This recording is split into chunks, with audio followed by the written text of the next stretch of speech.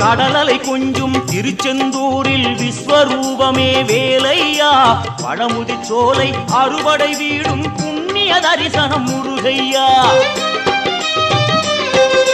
திருநீர் அணிந்து வரும் போது நெஞ்சில் நிம்மதி பிறக்குது கந்தையா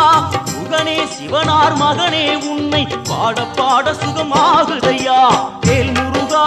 அரோகரா அரோகரா வேல் முருகா